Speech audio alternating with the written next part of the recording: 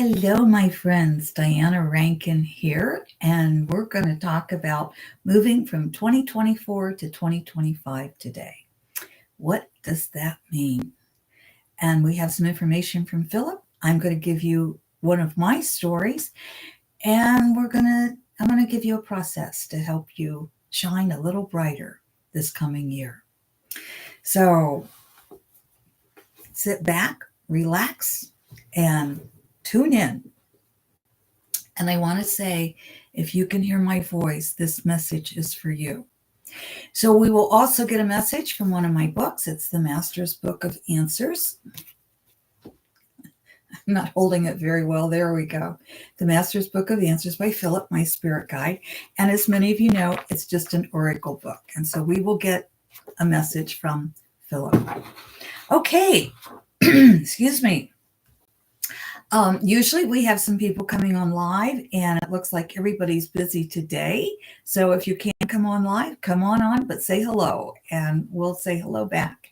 If not, I want to wish everybody who's listening, whether it's before the holidays, after the holidays, next year, I want to wish all of you a happy, happy holiday and a very happy new year. Next week, we're going to do the predictions, and I want to say it's probably not going to be the easiest January any of us have lived through. So we'll kind of see what happens. And hello, Paul. Paul is saying, hello, Diana from UK. Well, hello, Paul.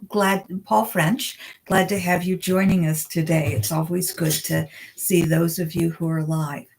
If you have questions, because I like to answer your questions, so if you have questions, you can put them in the comments below. You can also email me. My email is in the information just right below the video here. So either way, you can even call me, but you may not catch me. So it's probably best to put your questions in writing. These are esoteric questions that are of interest to our whole audience. If they're questions for you specifically, personal questions, we'll set up a session for you. That's a little bit different. So hello, Sharon in Texas says, hi, Diana and all from Sharon in Texas. Happy holidays to everyone. And Sandra says, happy holidays from Germany.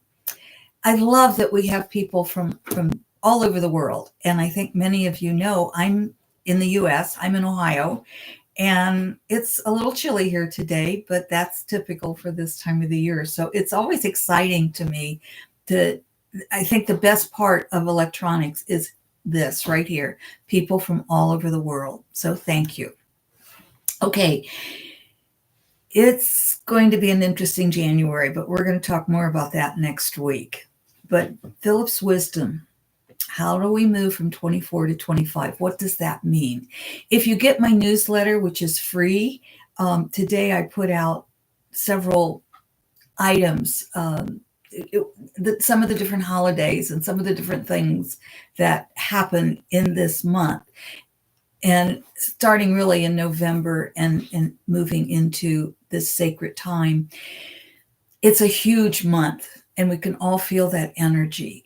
And it is it's a sacred month. It's a month of death and rebirth. And Saturday, tomorrow, we will celebrate winter solstice, which is death and rebirth coming forth. You know, we have so many, the ancient ones tell us that this is really quite a sacred month with, again, it's the death and rebirth theme.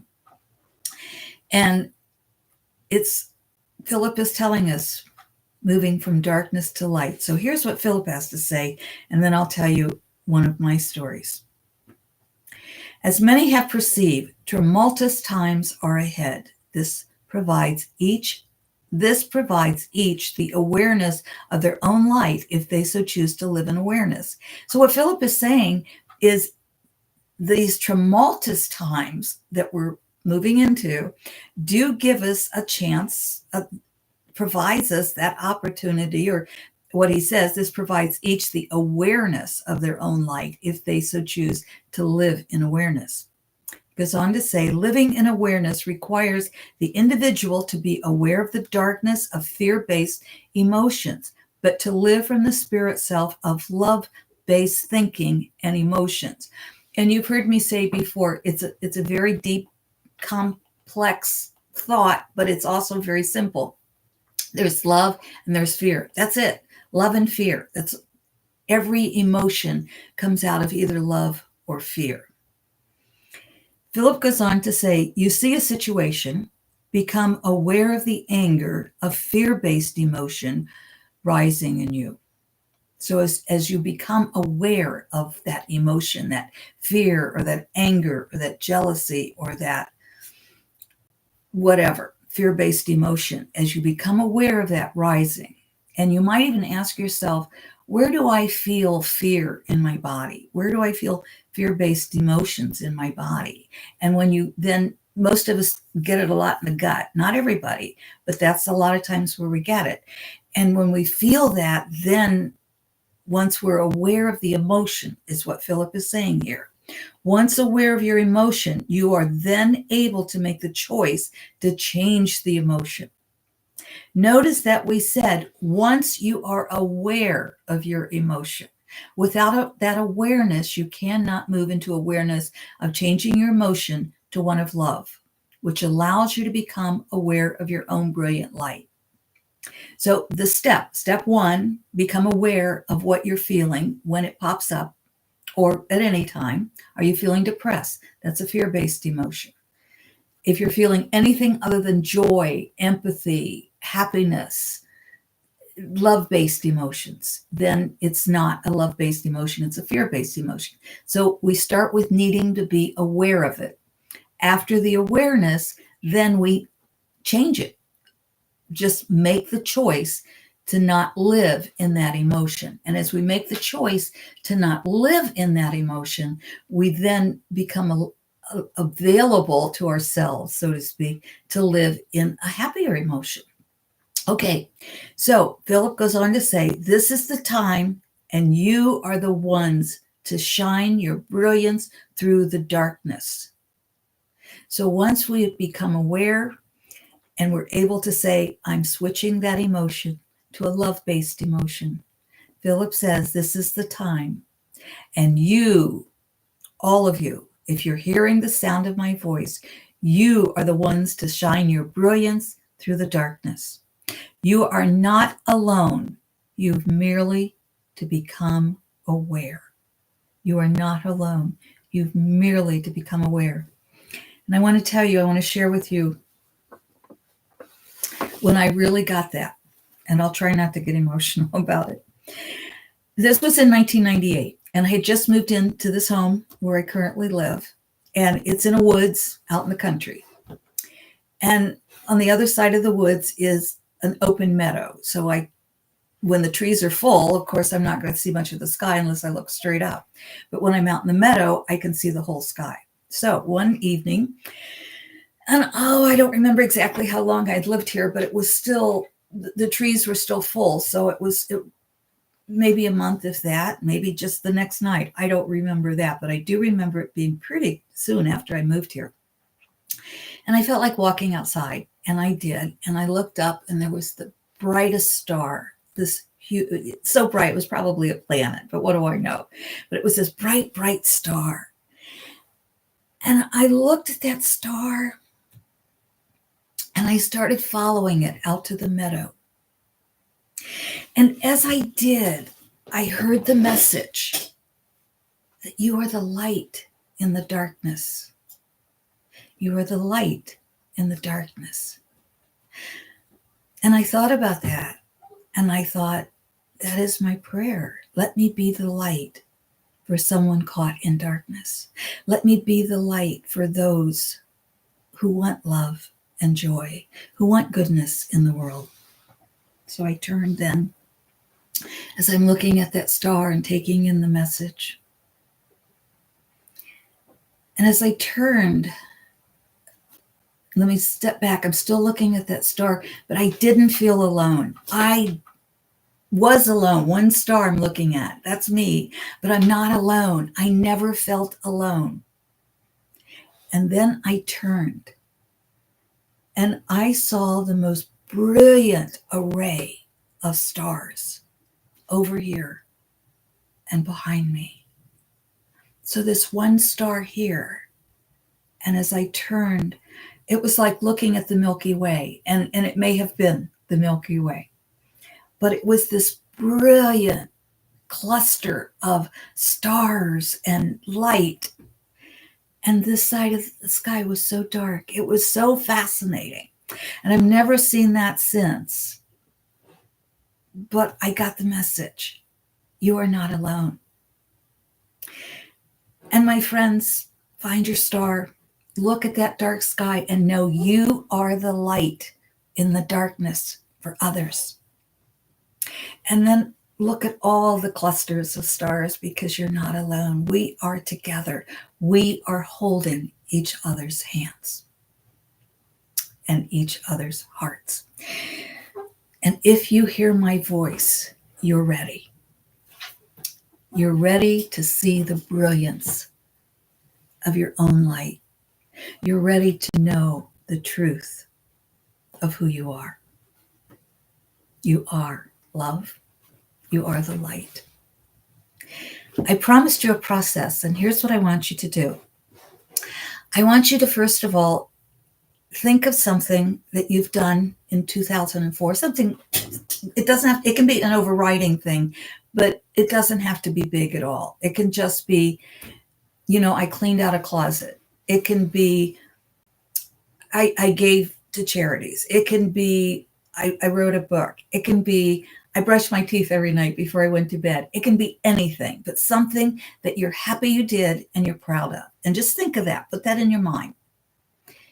Now I want you to write down and write that down. That's a good idea. Write that down. Thank you. But I want you to then also write down something that you want to give up. And I'd like it to be very specific. So it might be procrastinating ABC. It might be, I'm going to stop doing this. For one day a week, I'm not going to eat chocolate, for example. I want you to make this really easy. We tend to make New Year's resolutions and not carry them through because they're so big. And, we can't just say, I couldn't anyway say, I'm going to stop eating chocolate. But I could say, I'm going to not eat chocolate until a certain hour of the day. Or I could say, I'm not going to eat chocolate one day a week, something like that. Or I'm going to finish a book that I procrastinated on this year, and I'm going to give myself a deadline. So find something that you're ready to give up on. No more procrastination, no more chocolate, but then be very specific about it. No more chocolate until 3 p.m, or no more chocolate after 6, or whatever. Find something very specific that you're okay with giving up and write that down.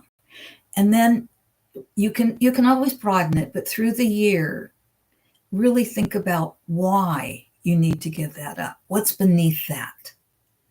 Is there beneath chocolate, I need to take better care of my body?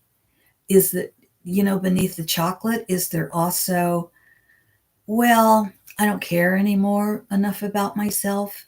Why am I, you see what I'm saying? I want you to just keep going deeper. Then I want you to take that piece of paper, and you can add the depth to it if you want, whatever deepness you go into. But then I want you to take it, and if you have a sage burner, a shell like this, that's great. Put it in the shell, light it, you can sage it, and then put it outside and give it to Mother Earth and the air. Let's get rid of it. And then let's go back to that thing you are proud of and want to do more of. And take that piece of paper, and you may want to duplicate that paper and put it all over the place. That's what you're going to fulfill this year. And if you said, for example, I'm going to clean a closet, and then you can choose the next closet to clean. Don't say, I'm going to declutter the whole house. That's overwhelming. Don't say, I'm going to stop eating chocolate. That's overwhelming. I'm going to declutter this closet and then declutter the next one. I'm going to stop eating chocolate for one day a week and then make it 2 and 3 and so on. Believe me, I'm not going to stop eating chocolate. I'm using that as an example. This year, you are going to shine your light. And we forget sometimes that we are both human and spiritual. And our light comes from our spirit side, but we've got to bring that into the human side. So I hope that process helps you a little bit. And I've got dozens and dozens, millions of processes that I teach in workshops. And I might get back to doing that one of these days. But let's get our message from Phillip. And I want to reach over. I saw Sheila came on and she says, hello, Diana, and Piper with lots of hearts. So thank you. All right, here we go. I'm hearing right, but I'm hearing left is also important. If you heard right, our intuition's just in sync. If you heard left, pay attention. That's a message for you. This is page 335. Is not reality relative to your viewpoint? Just as the words of the fiction writer become real to the reader, as the characters born of imagination become alive and take on their own reality, you also pen the script that is your reality. You pen the script that is your reality. Again, page 335. Yes, all of this is going on out here. It is. But you know what? You can create your own country house in the woods. You can create your own sky full of stars. Might have to ask for it. Page 334. This is the left. If you heard left, pay attention. That which you dream is that which you live. That which you dream is that which you live. And for all of us, is not reality relative to your viewpoint. Just as the words of the fiction writer become real to the reader as the characters born of imagination become alive and take on their own reality, you also pen the script that is your reality. Oh, my friends, if you hear my voice, you're ready. You're ready to see your own light. And we're here together, shining the light of love. I love you. I love each and every one of you. And thank you, Paul and Sharon and Sandra and Sheila. I'm so glad you were able to come live. It helps hold the energy for me. So thank you. And for everyone listening. And Sandra says, bless you all. For everyone listening all over the world, thank you. Thank you for the love of your own light that you spread, filling your life and letting that move out into our world. See you next week with the predictions for 2025. Thank you. Thank you for accepting my love and the love of others. And thank you for all of you for the love you send to us. And yes, Piper's fine. She's just in another place where you can't see her. There's a over here at the side. She likes to lay on the rug over there. So I love you, my friends. Thank you. Thank you, Sharon. Till next week, shine your lights. You're ready. Shine big.